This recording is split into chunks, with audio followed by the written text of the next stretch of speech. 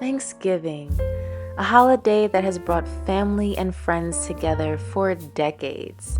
You just know that on that day, you'll have delicious pie on your plate, cranberry sauce, and let's not forget that big steaming turkey in the middle.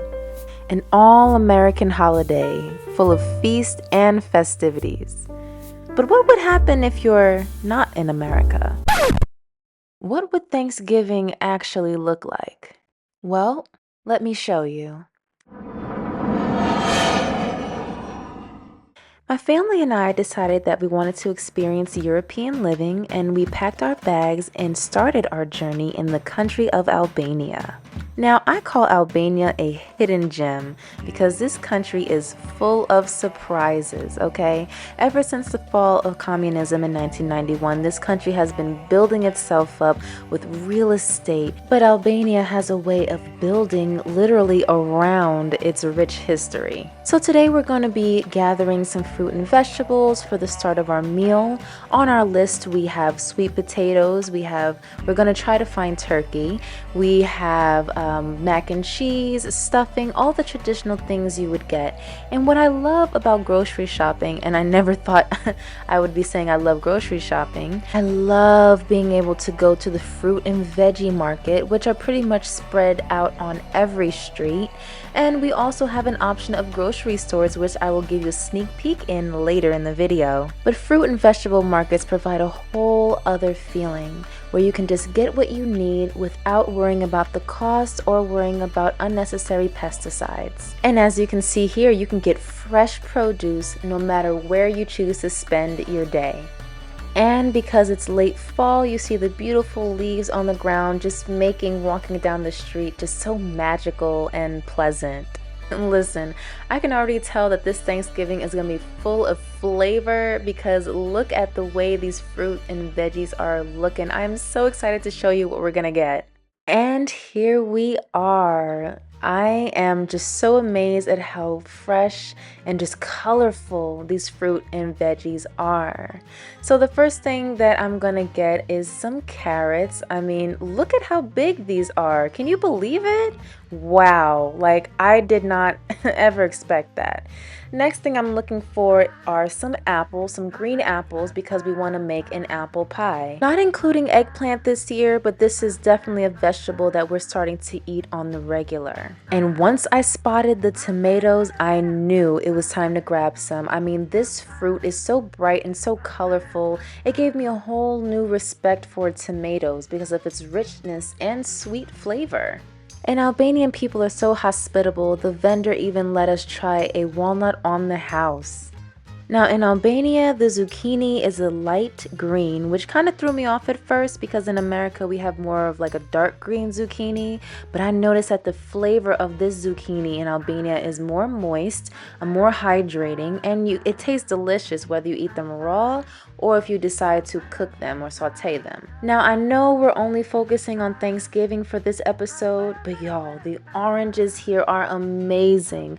They look good, they smell good, and they taste so great. But I promise y'all, I am focused and we are back on track with getting our sweet potatoes. With a market like this, you can't help but to linger around. Here I am grabbing a handful of snap peas and just looking at them, analyzing them, and honestly, I was ready to saute them right there if I could find a pan and a stove. And now it is time to pay. Now I know what you're thinking, oh my gosh, she paid hundreds of dollars of this. Wrong. Let me tell you. This bill came out to about $30 and some change. Now, of course, you have to understand that there is an exchange fee. But usually in America, when I would pay for, fruits and vegetables, even at a vegetable market, the bill would come out to about like $90, maybe like early 100s.